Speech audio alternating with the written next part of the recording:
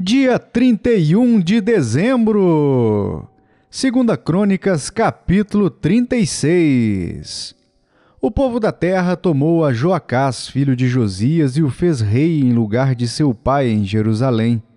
Tinha Joacás 23 anos de idade quando começou a reinar, e reinou 3 meses em Jerusalém, porque o rei do Egito o depôs em Jerusalém e impôs à terra a pena de 100 talentos de prata e 1 de ouro. O rei do Egito constituiu a Eliaquim, irmão de Joacás, rei sobre Judá e Jerusalém, e lhe mudou o nome para Jeoaquim. Mas ao irmão Joacás tomou Neco e o levou para o Egito. Tinha Jeoaquim a idade de 25 anos quando começou a reinar, e reinou 11 anos em Jerusalém. Fez ele o que era mal perante o Senhor seu Deus. Subiu, pois, contra ele Nabucodonosor, rei da Babilônia, e o amarrou com 2 cadeias de bronze para o levar à Babilônia. Também alguns dos utensílios da casa do Senhor levou Nabucodonosor para a Babilônia, onde os pôs no seu templo. Quanto aos mais atos de Jeoaquim e as abominações que cometeu, e aos mais que se achou nele, eis que estão escritos no livro da história dos reis de Israel e de Judá. E Joaquim, seu filho, reinou em seu lugar. Tinha Joaquim 18 anos quando começou a reinar, e reinou 3 meses e 10 dias em Jerusalém. Fez ele o que era mal perante o Senhor. Na primavera do ano, mandou o rei Nabucodonosor levá-lo à Babilônia com os mais preciosos utensílios da casa do Senhor, e estabeleceu a Zedequias, seu irmão, rei sobre Judá e Jerusalém. Tinha Zedequias a idade de 21 anos quando começou a reinar, e reinou 11 anos em Jerusalém. Fez o que era mal perante o Senhor seu Deus, e não se humilhou perante o profeta Jeremias, que falava da parte do Senhor. Rebelou-se também contra o rei Nabucodonosor, que o tinha ajuramentado por Deus. Mas endureceu a sua cerviz, e tanto se obstinou no seu coração, que não voltou ao Senhor Deus de Israel. Também todos os chefes dos sacerdotes e o povo aumentavam mais e mais as transgressões, segundo todas as abominações dos gentios, e contaminaram a casa que o Senhor tinha santificado em Jerusalém. O Senhor, Deus de seus pais, começando de madrugada, falou-lhes por intermédio dos seus mensageiros, porque se compadecera do seu povo e da sua própria morada. Eles, porém, zombavam dos mensageiros, desprezavam as palavras de Deus e mofavam dos seus profetas, até que subiu a ira do Senhor contra o seu povo, e não houve remédio algum. Por isso o Senhor fez subir contra ele o rei dos caldeus, o qual matou seus jovens à espada na casa do seu santuário, e não teve piedade nem dos jovens nem das donzelas, nem dos velhos, nem dos mais avançados em idade. A todos os deu nas suas mãos. Todos os utensílios da casa de Deus, grandes e pequenos, os tesouros da casa do Senhor e os tesouros do rei e dos seus príncipes, tudo levou ele para a Babilônia. Queimaram a casa de Deus e derribaram os muros de Jerusalém. Todos os seus palácios queimaram, destruindo também todos os seus preciosos objetos. Os que escaparam da espada, a esses levou ele para a Babilônia, onde se tornaram seus servos e de seus filhos, até o tempo do rei da Pérsia, para que se cumprisse a palavra do Senhor por boca de Jeremias, até que a terra se agradasse dos seus sábados. Todos os dias da desolação repousou, até que os 70 anos se cumpriram. Porém, no primeiro ano de Ciro, rei da Pérsia, para que se cumprisse a palavra do Senhor, por boca de Jeremias, despertou o Senhor o espírito de Ciro, rei da Pérsia, o qual fez passar pregão por todo o seu reino, como também por escrito, dizendo: Assim diz Ciro, rei da Pérsia: O Senhor Deus dos céus me deu todos os reinos da terra, e me encarregou de lhe edificar uma casa em Jerusalém, que está em Judá. Quem entre vós é de todo o seu povo, que suba, e o Senhor seu Deus seja com ele. Apocalipse capítulo 22. Então me mostrou o rio da água da vida, brilhante como cristal, que sai do trono de Deus e do Cordeiro. No meio da sua praça, de uma e outra margem do rio, está a árvore da vida, que produz 12 frutos, dando o seu fruto de mês em mês, e as folhas da árvore são para a cura dos povos. Nunca mais haverá qualquer maldição. Nela estará o trono de Deus e do Cordeiro. Os seus servos o servirão, contemplarão a sua face, e na sua fronte está o nome dele. Então já não haverá noite, nem precisam eles de luz de candeia, nem da luz do sol, porque o Senhor Deus brilhará sobre eles, e reinarão pelos séculos dos séculos. Disse-me ainda: essas palavras são fiéis e verdadeiras. O Senhor, o Deus dos espíritos dos profetas, enviou seu anjo para mostrar aos seus servos as coisas que em breve devem acontecer. Eis que venho sem demora. Bem-aventurado aquele que guarda as palavras da profecia deste livro. Eu, João, sou quem ouviu e viu estas coisas, e quando as ouvi e vi, prostrei-me ante os pés do anjo que me mostrou essas coisas para adorá-lo. Então ele me disse: Vê, não faças isso. Eu sou conservo teu, dos teus irmãos, os profetas, e dos que guardam as palavras deste livro. Adora a Deus. Disse-me ainda: Não seles as palavras da profecia deste livro, porque o tempo está próximo. Continue o injusto fazendo injustiça. Continue o imundo, ainda sendo imundo. O justo continue na prática da justiça, e o santo continue a santificar-se. E eis que venho sem demora, e comigo está o galardão que tenho para retribuir a cada um segundo as suas obras.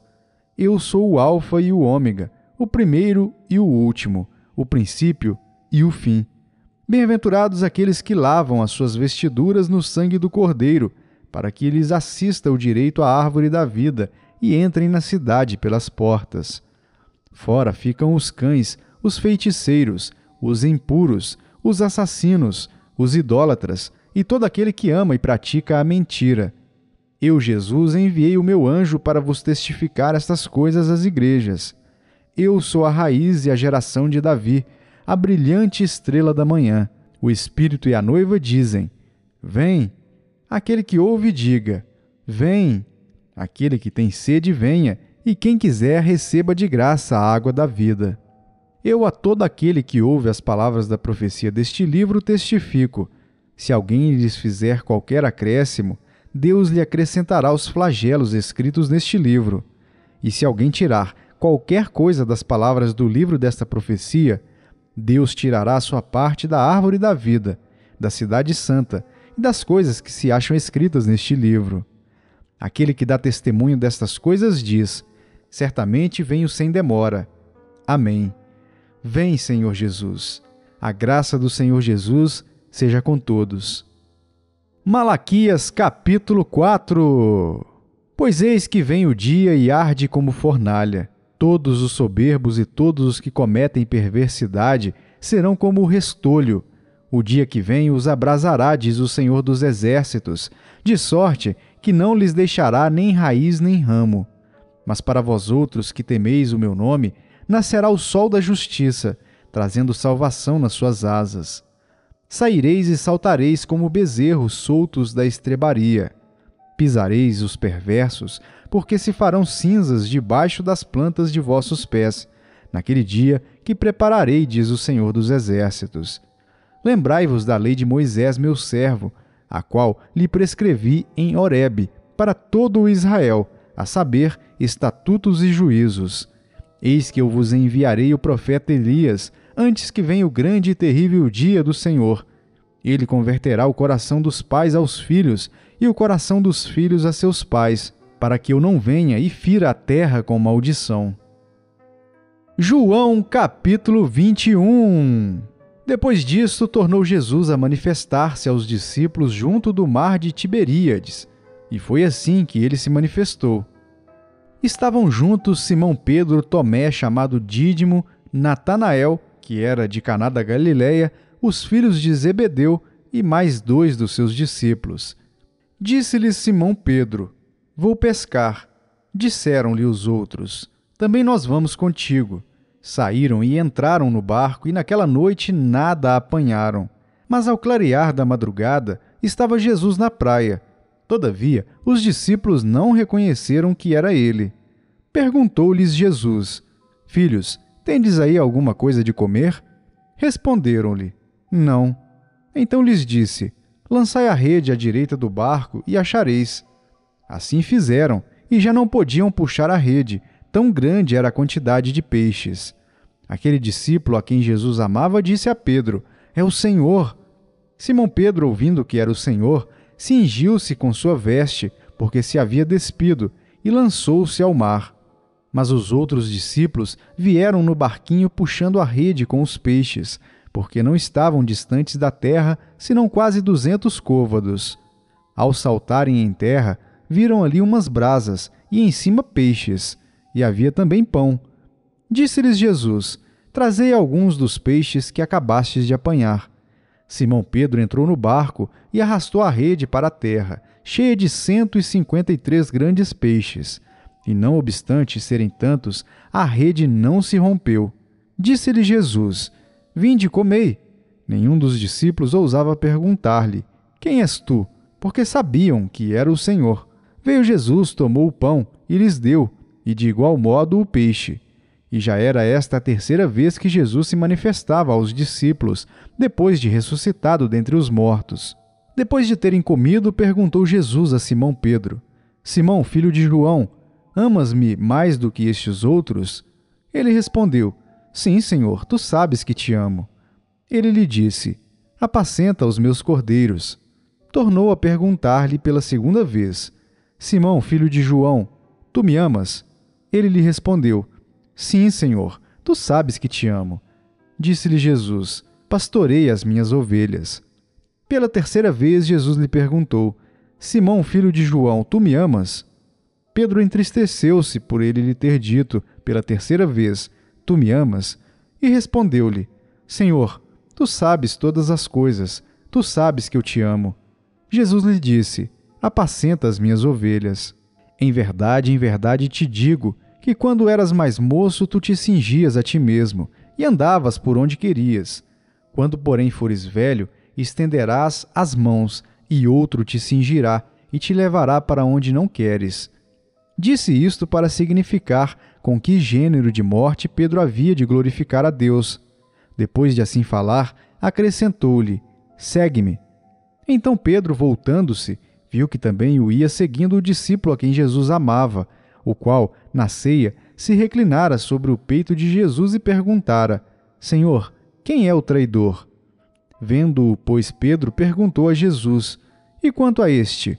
Respondeu-lhe Jesus: Se eu quero que ele permaneça até que eu venha, que te importa? Quanto a ti, segue-me. Então se tornou corrente entre os irmãos o dito de que aquele discípulo não morreria. Ora, Jesus não dissera que tal discípulo não morreria, mas, se eu quero que ele permaneça até que eu venha, que te importa? Este é o discípulo que dá testemunho a respeito destas coisas e que as escreveu, e sabemos que o seu testemunho é verdadeiro. Há, porém, ainda muitas outras coisas que Jesus fez.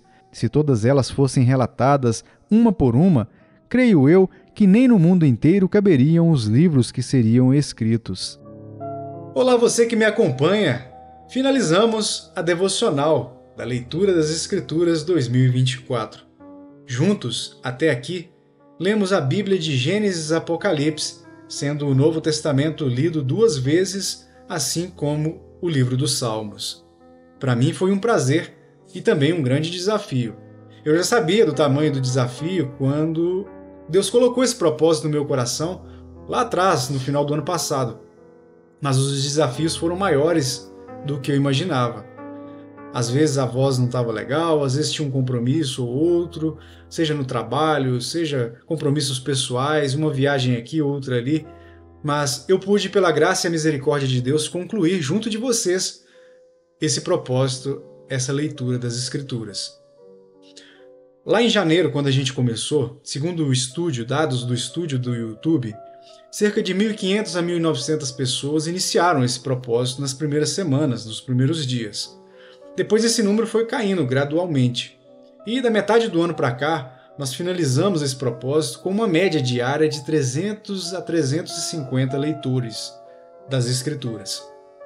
É um número bem abaixo daqueles que começaram, mas tudo bem, Fico feliz por você que conseguiu concluir. Se você que não conseguiu dar sequência e por um acaso está aqui agora me assistindo, eu oro e te incentivo a tentar cumprir esse desafio nos próximos anos. Agora, já em 2025, por que não?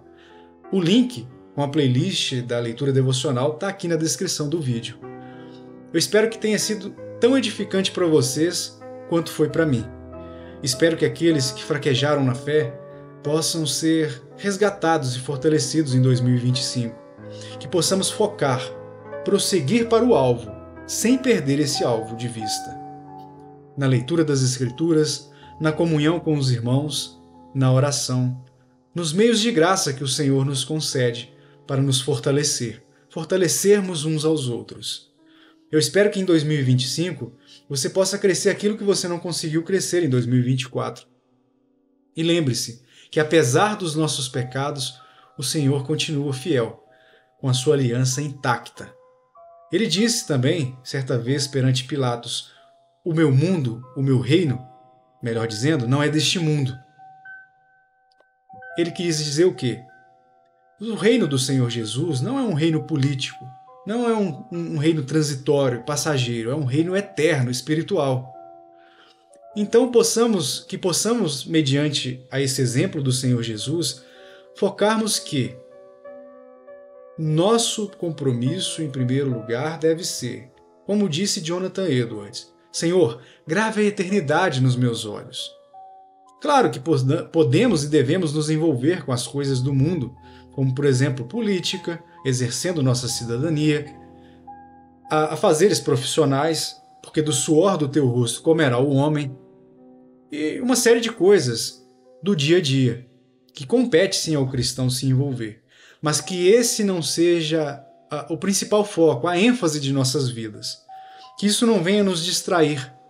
Picuinhas, guerras, lutas em vão, porque o esforço no Senhor não é em vão. Nas coisas eternas não será em vão. Na propagação do Evangelho não será em vão. Mas em muitas guerras terrenas, sim, será em vão. Será passageiro, transitório, e tudo se queimará. Então que o nosso foco possa estar no alvo, o Senhor Jesus Cristo, conhecê-lo e prosseguir em conhecê-lo. Mais uma vez, não permita que assuntos secundários, seculares, deste mundo, desta vida, tire o seu foco, a sua concentração em diariamente conhecer e prosseguir em conhecer o Senhor, tendo um relacionamento com Ele através das Escrituras, da oração, congregando e tendo comunhão com os irmãos uns com os outros e usando assim dos meios de graça disponíveis que o Senhor nos concedeu para nos fortalecer. Feliz 2025 a todos, que possamos nesse ano crescer no Senhor Jesus Cristo, crescer em graça, em sabedoria. Abraço, Deus o abençoe.